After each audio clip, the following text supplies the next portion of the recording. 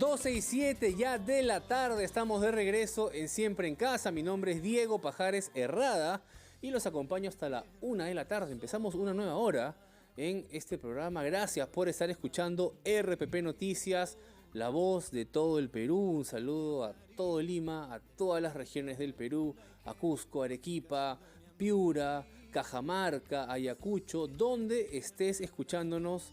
Gracias realmente por estar conectados con nosotros.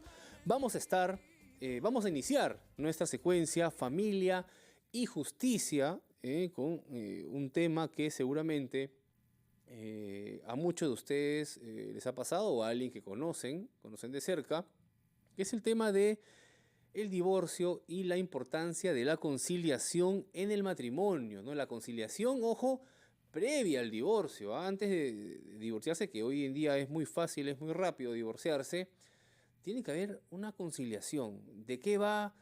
¿Por qué tiene que haber esa conciliación? ¿Cuál es la diferencia entre una separación y un divorcio? Para eso tenemos ya una especialista en cabina. Ella es Yurela Yuncor, docente de la carrera de Derecho de la Universidad Autónoma del Perú. Yurela, muy buenas tardes, bienvenida.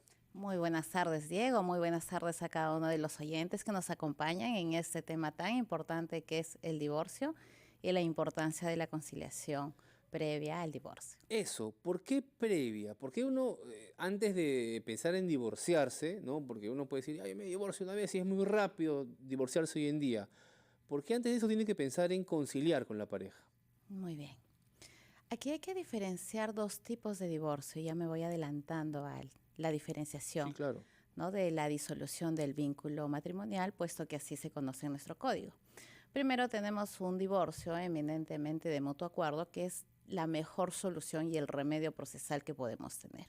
Y la otra pues ya es divorcio por causal, cuando una de las parejas o una de ellas no quiere divorciarse por X situaciones. Nosotros abordamos la conciliación en mutuo acuerdo, puesto que nosotros decidimos, las partes aquí son las protagonistas, deciden tanto la tenencia, los alimentos, el régimen de visitas si es que hay menores. Asimismo, vamos a necesitar también disolver el vínculo patrimonial, ¿no? ¿Qué es lo que hemos adquirido y quién se queda con los bienes muebles e inmuebles adquiridos en el régimen del matrimonio? todo esto antes del divorcio, o sea, estamos hablando de la conciliación previa. Es decir, si estás pensando en divorciarte, ¿no? O tienes a un amigo, no sé, me voy a divorciar, ya no puedo más, oye, aguanta un ratito, tienes que pensar en esto primero, y esto se tiene que llevar a conciliación. Si hay hijos de por medio, incluso aún mucho más importante, el tema de la tenencia que ha mencionado, el tema de los bienes patrimoniales. ¿Cuáles son las causales o la diferencia primero entre separación y divorcio? Interesante pregunta. La separación es un previo al divorcio, pero no necesariamente, sino ya es un tema eminentemente procesal. Imaginemos, no nos llevamos bien, queremos darnos un tiempo, sin embargo, alguien que conoce derecho, ¿no? Le dice, pero ¿por qué no materializamos esto en un juzgado? Nos vamos, presentamos la demanda o simplemente pues conciliamos de igual forma. Esto sirve un previo al divorcio. Es casi las mismas causales, no es casi las mismas, son las mismas causales, porque en el artículo 333 del Código Civil señala las mismas causales para la separación y el divorcio. En tal sentido, por ejemplo, una de ellas, incompatibilidad de caracteres. Ya. ¿No? Entonces, vamos al juzgado, nos separamos, pero no se disuelve el vínculo matrimonial, pero sí la convivencia y la unión de hecho que nosotros tenemos, o sea, la unión, un consumo, ya no vamos a ser uno, sino cada uno pues va a poder hacer de su vida lo que más Como le un primer convenga. paso, Es digamos, como un primer paso. al divorcio, ¿no? ¿Y qué pasa, Yurela, si es que pues una de las dos partes dice, yo me quiero divorciar y la otra dice, no, no te voy a dar el divorcio? Lo hemos visto en muchas películas, ¿ah? Pero esto sucede, ¿no es cierto? Sucede que uno quiere divorciarse y la otra parte dice, no, yo no voy a darte el divorcio. ¿Qué se aconseja? ¿Cuál es el paso a seguir ahí? ¿Qué puede hacer una persona cuando quiere divorciarse y la otra no? Mira, Diego, es una pregunta bastante compleja y recurrente, toda vez que dada la pandemia, como bien se ha visto en los estudios, ¿no? Realizados, incluso las estadísticas de SUNARF, ¿no? Refieren que tenemos 358 divorcios anotados e inscritos en registros públicos, ¿no? Eso es mensual. Entonces, las primeras causas incluso de divorcio, dadas los estudios también que se realizan en las tesis, ¿no? En las universidades que están muy abocadas a este tema de divorcio, porque en realidad ha sido un destape después de pandemia, incluso antes de pandemia, pues el primer factor es la infidelidad, la violencia física y finalmente, ¿no? Hay situaciones irreconciliables. Vamos a invitar, si me permite, Yorela, al público a que haga sus consultas. Vamos a dar nuestras líneas, el 212-4100, 212-7165 y 0813-140, línea gratuita a nivel nacional. Te encuentras de repente en una etapa de separación, llámanos y cuéntanos tu caso. Aquí te podemos ayudar con la abogada Yorela Yuncor, que nos está muy amablemente aclarando muchas preguntas acerca del tema de la separación, del divorcio y de la conciliación. Queremos escucharte, queremos atenderte. ¿Después de cuánto tiempo de casados, Yorela, una persona puede pedir el divorcio? O sea, me puedo casar hoy día y mañana me desanimé. Es un extremo, evidentemente, ¿no? Aunque hemos visto casos en la farándula, ¿no? Lamentablemente. Da risa, pero no da risa. ¿Después de cuánto tiempo de casados oficialmente, según la ley, una persona puede pedir el divorcio? Después de 2 años, puesto que la Constitución en el artículo 4 cuida, protege y promueve el matrimonio. En tal sentido, el matrimonio no es un juego, claro. Preserva. Es más, te comento un detalle muy importante para aquellas personas que nos están escuchando, ¿no? Imaginemos que yo quiero divorciarme. La ley le faculta al juez que pueda cambiar el petitorio y dicen, no, esta pareja probablemente se pueda reconciliar. ¿Así? Sí, y el juez puede cambiar el petitorio de divorcio a separación si es que ve una posible reconciliación. Así es, Diego.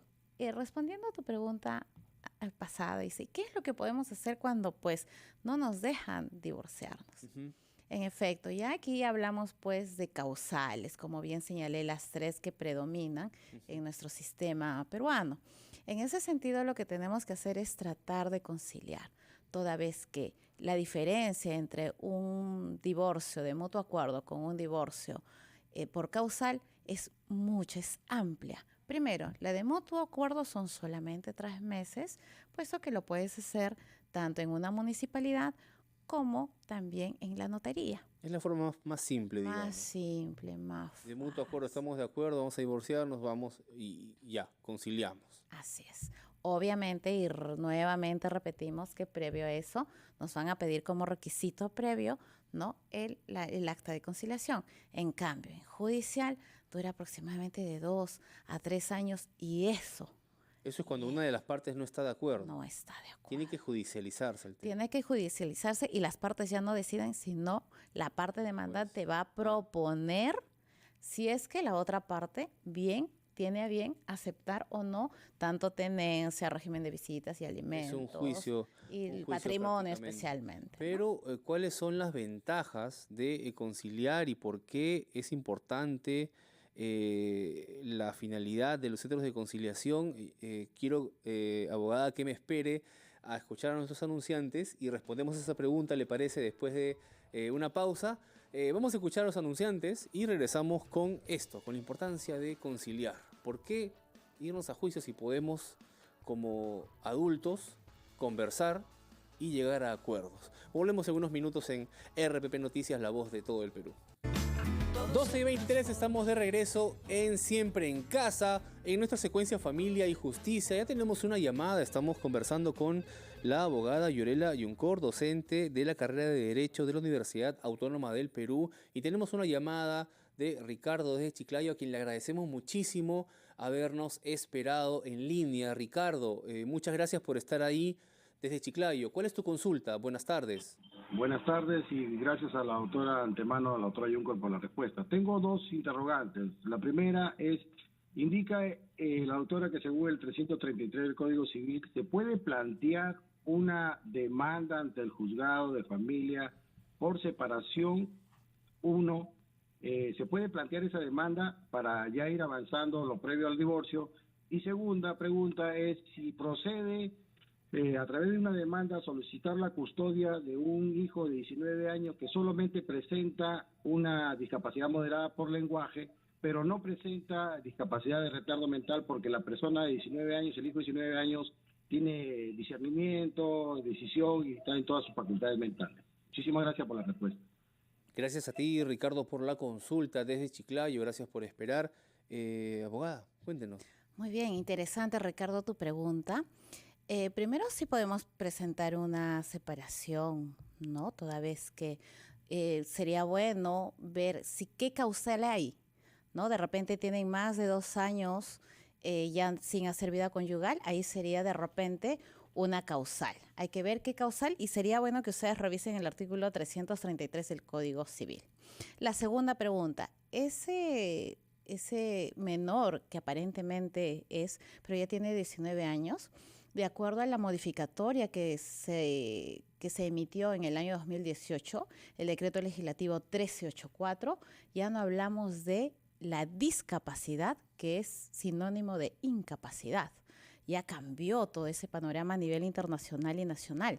En ese sentido, se tiene que evaluar cuál es la capacidad de discernimiento que pueda tener el joven de 19 años, y si está en todas sus facultades, si tiene un retardo de repente leve o alguna situación leve, él puede y tiene capacidad de discernimiento, puede ir a una notaría y señalar y designar a su curador, toda vez que antes no decíamos, perfecto, es incapaz, y sometemos a un proceso judicial de interdicción donde esa persona era totalmente incapaz y otra persona tenía que tomar las decisiones por él. Ahora no. Ahora ya no.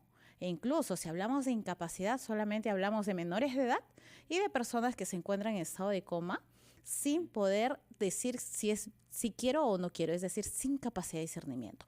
Solamente esas 2 causales hay para declarar a la persona incapaz. Por ende, ese señor joven que tiene 19 años se encuentra en todas las capacidades y puede hacer uso de nombramiento del curador procesal vía notarial.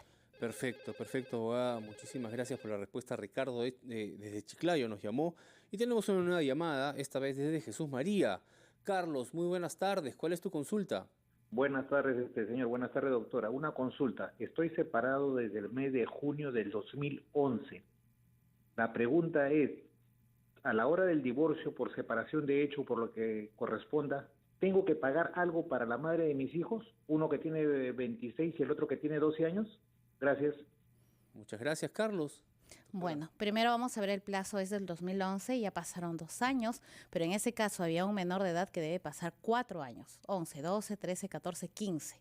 Ya se puede iniciar los trámites por separación de hecho, primer tema. Segundo tema, alimentos. El de 26 años, si sigue estudios exitosos, es decir, no se desaprueba y sigue repitiendo, cambiando de carrera, etcétera, porque exitosos en el Código Civil no se encuentra parametrizado o limitado, ¿no? ¿Qué es exitoso? Entonces, simplemente que siga sus estudios normales, podemos seguir dando la pensión de alimentos hasta los 28 años. Ojo, en cambio, en el niño del 12 años, sí, ambos, no solamente usted, tienen la obligación de dar esa pensión de alimentos. Ambos padres. Ambos padres, porque ambos hicieron al bebé. Claro, no. ¿No? Porque a veces dicen, no, el papá. Es que justamente claro, esa es la cultura peruana, Uh-huh. que santificamos a las damas y culpamos muchas veces a los varones. Dicho sea de paso, las 2 llamadas han sido de varones. Es verdad, Cierto. es cierto.